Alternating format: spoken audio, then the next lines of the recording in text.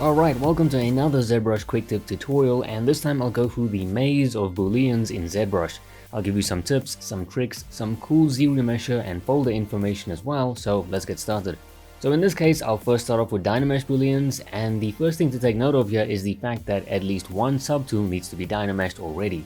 It could be the main tool or the secondary one, it doesn't matter as long as one of them is dynameshed. By the way, dynamesh can be found here under geometry and dynamesh. And to use dynamesh, you just have to control, click and drag outside of the mesh to activate it.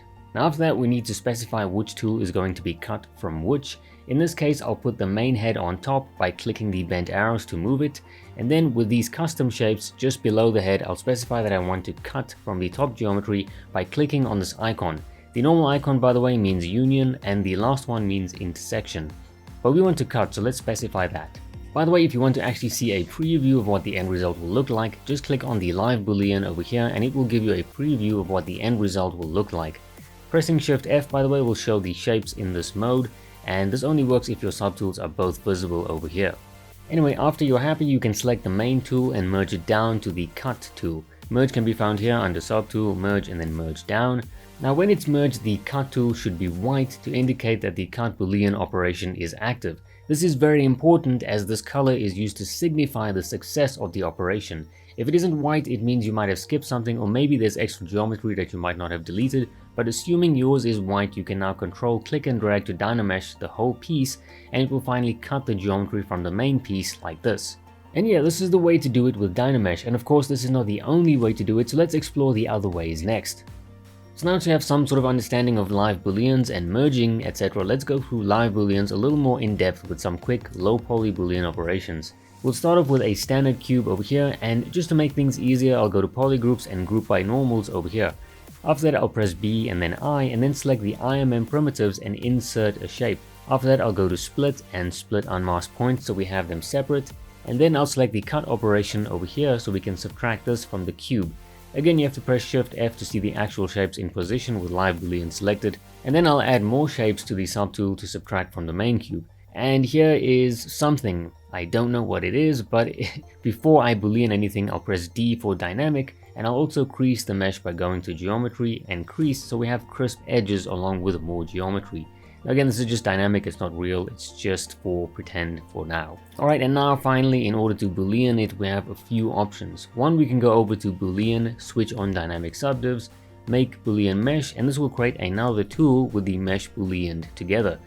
Another way would be to use folders. Here I'll select the main tool and press Ctrl F to create a folder. I'll then add the other mesh to the folder and then click on the gear icon to create a boolean with dynamic subdivs. This time the result will be created outside the folder in the same tool menu. Oh, by the way, to get out of dynamic subdivs, just press Shift D. Dynamic subdivs again aren't permanent, which makes them great for boolean operations. Alright, and just a super quick note on Zremeshing. Obviously the geometry here isn't the best. As you can see, there's quite a lot of welding and seams and whatnot. So what I will do is go down to geometry and then Zremesher, and then what I will do as well is go to same, because I want roughly the same number of polygons. You can go to adaptive, you can go to half, you can go to double. You can change the number after you click off of that over here. So if you want 39,000, you can go for that, or you can go all the way down to about 1,000. But I'd like to keep it the same roughly. So we'll do that. I'd like to keep the groups, that's why I made sure to keep groups there, and then detect edges. And let's see what happens if we Zremesh that. Okay, and honestly that's actually not too bad. I thought it was going to be worse, but there's obviously a little bit of cleanup needed here. Although what you can do, we're just going over to mirror and weld. By the way, mirror and weld can be found under geometry, modify topology, and I know where it is, but geometry, modify topology, and then mirror and weld right there. So yeah. Alright, so let's put all that together and try to recreate the saw teeth that I made with a few extras. Alright, so let's get started.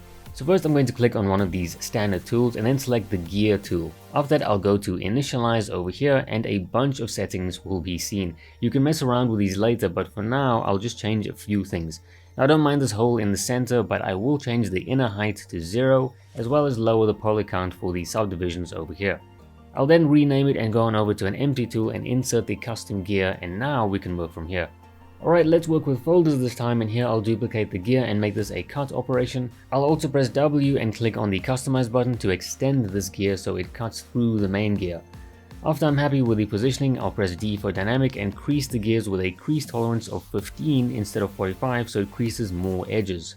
Remember that the crease tolerance will capture anything of the number and above, but if we have it at 45 degrees, some of the angles are too shallow to be caught by that, so we'll change it to 15 like I said. Next up, I'll add a base plate to support the blade, but I want this base plate to be separate from the Boolean operation of the blade itself. In other words, I don't want everything to be Boolean together. Now to do this, I could either create another folder or I could use the start groups option. Now start groups basically act like blocks of code in programming. Instead of running every line of code, you can choose which lines should be run and when.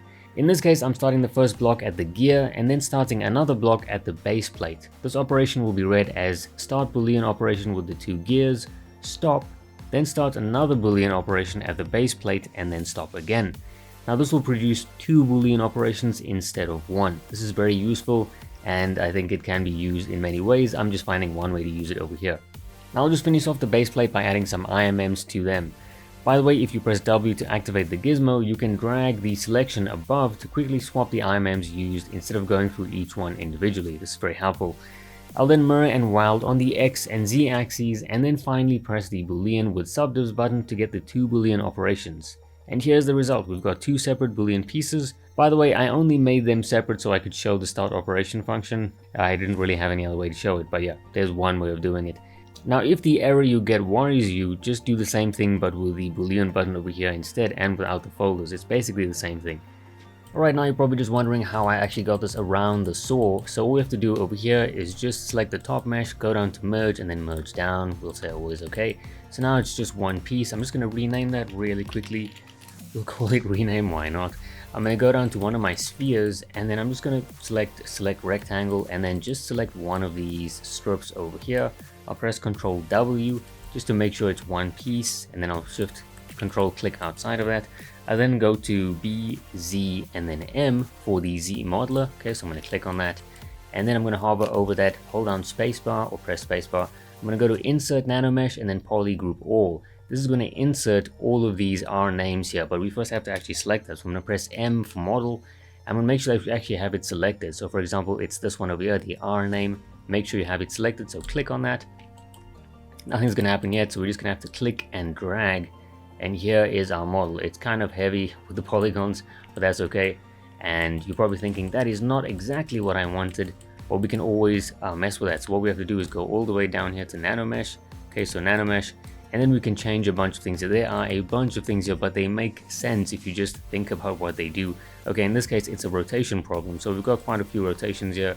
There's one of them, but I know it's the X rotation. There we go. So I'm going to rotate it to about, let's say, I think it's minus 90. Minus 90, yeah, okay. And then now it's too low. So it's one of the offsets over here, obviously. So let's go to, there we go. We just need to offset that. Okay, so in this case it's the Y offset, and in case you're thinking, okay, there's quite a few, we can either bump up the size or bump it down depending on how many we want. And sorry, not how many, but the size. The number is dependent on the polygons. In this case we can't change that. So there we go, that's good enough for me. Again, you can play around with these settings, making sure that they're perfect, right? With the rotations, you can flip these things, you can go to tiles. Now once you're done messing around with that, as you can see, it's pretty easy. You just have to go down to inventory and then say 1 to mesh. This will make it an actual mesh. Right now it's just a representation of something. It's not actually there, it's not real geometry. So you just have to go to 1 to mesh and there you go. So yeah, that is it. So like it if you liked it, dislike it if you didn't. Let me know what you guys thought. Check out my website, my blog for more information, and yeah, I'll catch you in the next one.